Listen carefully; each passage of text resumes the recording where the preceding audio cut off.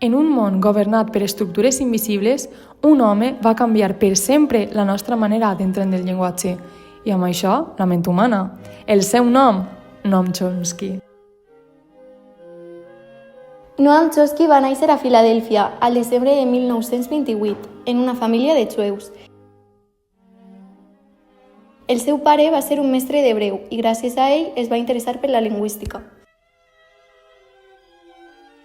Chomsky va passar la seva infància entre Filadèlfia i Nova York. Encara que va pertànyer a una família de classe mitjana, va tindre l'oportunitat de presenciar moltes injustícies socials. Se'l descriu com un xiquet brillant amb molta curiositat.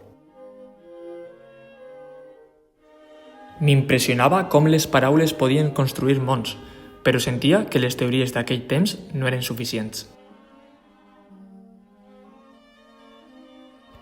Durant els anys 50, el conductisme dominava la psicologia. És per això que es pensava que el llenguatge s'aprenia per repetició i imitació. Però Chomsky no hi estava d'acord. Com poden els infants aprendre estructures tan complexes amb tan poca informació? No és només imitació, sinó que hi ha alguna cosa més. Es va formar en lingüística, filosofia i matemàtiques en la Universitat de Pennsilvània, sota la tutela del professor Harris. Gràcies a ell li va influir en les seues idees. Per a ell, els conceptes bàsics del llenguatge eren innats, estaven en la ment de tothom i només estaven influenciats per l'entorn sintàctic de cada un.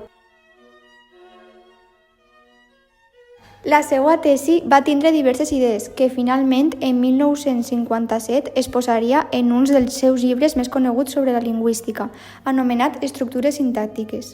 Chomsky va treballar com professor emèrit en l'Institut de Tecnologia de Massachusetts.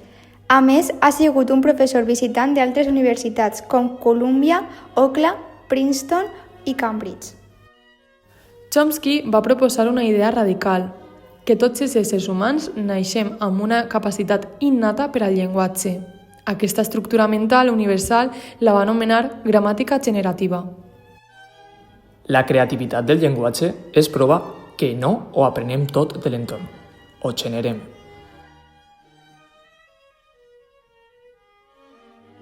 Quan es parlava de Chomsky, es parlava de generativisme i de gramàtica universal. La gramàtica universal consisteix en la idea que hi ha determinats principis comuns a totes les llengües del món, siguent estos principis innats. La gramàtica universal es refereix al fet que existeix una cosa innata en els éssers humans, que permet rebre els estímuls per a poder adquirir-la, tenint la capacitat de poder aprendre diferents llengües. Anys després, la seva teoria va evolucionar.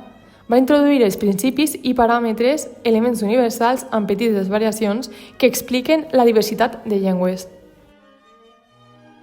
Segons Chomsky, naixem amb un dispositiu d'adquisició del llenguatge que configura la llengua materna a partir de paràmetres. Aquest dispositiu simula un ordinador que permet ordenar i processar els conceptes que entren dins del cap, per a posteriorment eixir en forma de coneixements. El seu pensament no només va canviar la lingüística, va donar origen a la revolució cognitiva. L'estudi del llenguatge es va convertir en una porta per entendre la ment. El llenguatge és l'expressió més profunda del pensament humà. És la petjada més clara de com funciona la nostra ment.